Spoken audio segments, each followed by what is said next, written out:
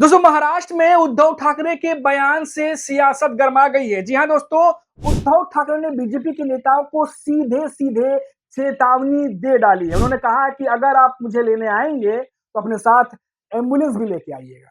जी हाँ दोस्तों, उद्धव ठाकरे ने एक संबोधन किया। इस संबोधन में बीजेपी को कैसे आड़े हाथों लिया है और क्या कुछ बीजेपी के नेताओं को टारगेट करते हुए उन्होंने कहा है, वो सब कुछ एक एक करके डिटेल में बताऊंगा। और खास बात ये दोस्तों कि उद्धव ठाकरे पहली बार उन्होंने देवेंद्र फडणवीस और राज ठाकरे की मुलाकात पर भी चुप्पी तोड़ी है। क्या कहा उन्होंने, वो भी आपको डिटेल से बताऊंगा। नमस्कार दोस्तों, मेरा नाम है मनीष कुमार सिंह और आप देख रहे हैं 4 पीएम महाराष्ट्र। दोस्तों उद्धव ठाकरे, आपको पता ही है कि लगातार इन दिनों किस तरीके से माहौल गरमाया हुआ है ठाकरे ब्रदर्स को लेकर के। और साफ तौर पर उद्धव ठाकरे ने कहा है कि अगर ठाकरे ब्रदर्स यानी ठाकरे ब्रांड को नुकसान पहुंचाया तो अपने साथ एम्बुलेंस भी लेकर चलिएगा। जी हाँ दोस्तों, उद्धव ठाकरे का बड़ा बयान सामने आया है।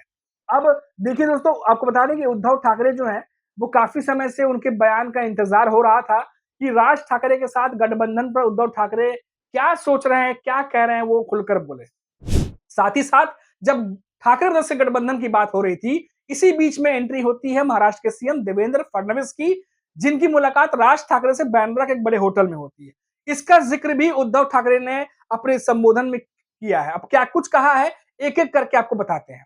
सबसे पहले दोस्तों आपको बता दें कि उद्धव ठाकरे उन्होंने साफ तौर पर कहा है कि महाराष्ट्र में ठाकरे ब्रांड्स को नुकसान पहुंचाया, ठाकरे ब्रांड को नुकसान पहुंचाया, तो फिर खामियाजा भुगतने के लिए तैयार रहिए, यानी एम्बुलेंस अपने साथ लेकर के चलिए। जब मुझे लेने आएंगे तो अपने साथ में एम्बुलेंस भी लेकर के आइए। साफ तौर पर बीजेपी के नेताओं को चेतावनी दी एक तरीके से।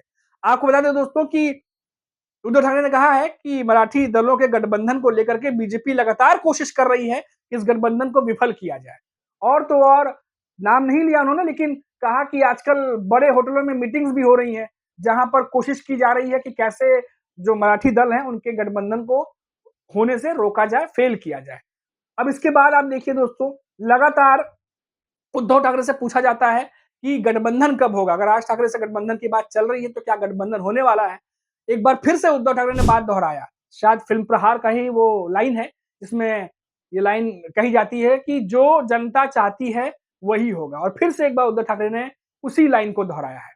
अब देखिए दोस्तों, ये तमाम चीजें ऐसे समय में हो रही है और जिस तरीके से उद्धव ठाकरे बयान दे रहे हैं, ये एक सकारात्मक, पॉजिटिव एक तरीके से दिखा रहा है कि उद्धव ठाकरे भी मन के भीतर-भीतर या पार्टी के भीतर-भीतर जो माहौल है, उसके हिसाब से ऐसा लग रहा है कि आगे आने वाले समय में राज ठाकरे के साथ गठबंधन हो सकता है।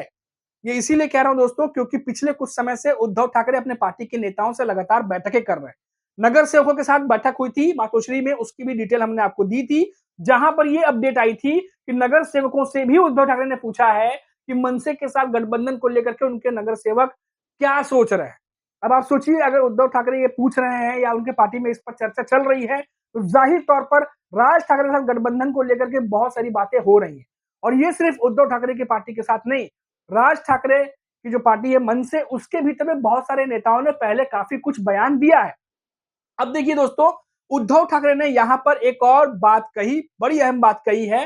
वो ये जो इन दिनों मराठी वर्सेस हिंदी का जो एक सिलेबस में होना चाहिए कि नहीं होना चाहिए, इसको लेके जो अभी इस समय बहुत ज्यादा माहौल गरमाया हुआ है, उसको लेके भी उद्धव ठाकरे ने कहा है कि बीजेपी महाराष्ट्र में हिंदी वर्सेस मराठी करके भाषा के आधार पर जो है वो राजनीति कर रही है। ये तमाम आरोप जो है वो उद्धव ठाकरे की शिवसेना की तरफ से लगाए जाते हैं और ये चल रहा है अभी। और हमने देखा है किस तरीके से राज ठाकरे क्या कह रहे हैं, देवेंद्र फडणवीस क्या कह रहे हैं।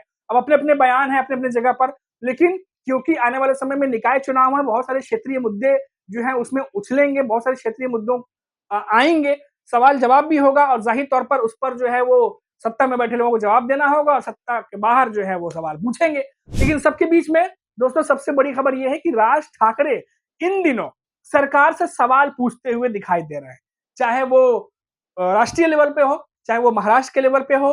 राज ठाकरे के निशाने पर लगातार महायुति सरकार है। और जब देवेंद्र फडणवीस से उनकी मुलाकात हुई थी, तब उस समय ये लगा था कि मतलब कुछ चीजें जो है वो बदलेंगे क्या, राज ठाकरे के तेवर थोड़े से बदलेंगे क्या।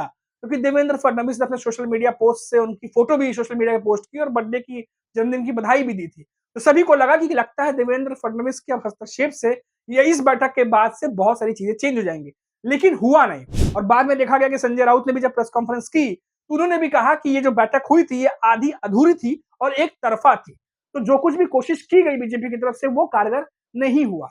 क्या यही वजह है कि उद्धव ठाकरे के बयान में अब वो ऊर्जा और वो सकारात्मकता दिख रही है जिसकी बात महाराष्ट्र में चल रही है कि राज ठाकरे और उद्धव ठाकरे क्या एक होने जा रहे हैं? क्यों उद्धव ने ये बात कही कि ठाकरे ब्रांड्स को लेकर के उन्होंने ये बात कही कि अगर ऐसी कोई बात होती है तो एम्बुलेंस साथ में लेके चलिएगा, चेतावनी क्यों दी?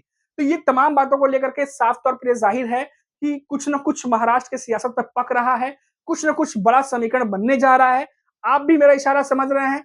लेकिन जब तक ऑफिशियली इस बात का जो है वो अनाउंसमेंट नहीं होता या इस तरह से चीजें नहीं होती, तब तक कुछ भी कहा नहीं जा सकता। और वैसे भी राजनीति में अक्सर ये कहा जाता है, खासतौर से महाराष्ट्र के परिप्रेक्ष्य में बात करें, तो राजनीति में कहा जाता है कि जितनी चीजें दिखती हैं, पर्दे के पीछे उससे ज्यादा होती हैं। तो जब तक वो सामने नहीं आ जाती, तब तक कुछ भी कह पाना बहुत ज्यादा मुश्किल है। लेकिन ये जो संबोधन है उद्धव ठाकरे का, इसे बीजेपी के नेता लगातार सुन रहे हैं, जान रहे हैं, क्योंकि कानों तक उनकी खबर पहुंच रही है। उद्धव ठाकरे उन्होंने क्या कुछ कहा है, जिस तरीके से एक-एक पॉइंट पर बीजेपी को निशाने पर लिया है, अब बीजेपी के नेताओं का रिएक्शन भी आने लगा है। बहुत सारे बीजेपी के नेता उद्धव ठाकरे के बात पर कह रहे हैं कि मैं रिएक्शन देना नहीं समझता, बहुत सारी चीज़ें हो रही हैं। लेकिन कुल मिलाकर ये है कि महाराष्ट्र की सियासत में उद्धव ठाकरे का ये बयान, रिएक्शन दीजिए या ना दीजिए, लेकिन इग्नोर नहीं किया जा सकता क्योंकि उन्होंने बहुत सारी चीज़ों पर अपने पक्ष रखा है, अपनी बातें रखी हैं। अभी के लिए इतना ही। आप देखते रहिए 4 पीएम महाराष्ट्र, फिर लौटेंगे तो बात करेंगे महाराष्ट्र के किसी बड़ी खबर पर। लेकिन जाने से पहले एक बार और कि चैनल को सब्सक्राइब कर दीजिएगा ताकि जब दोबारा किसी बड़ी और अहम खबर के साथ हम लौटें, वीडियो अपलोड हो तो आपको नोटिफिकेशन मिलती रहे। नमस्कार।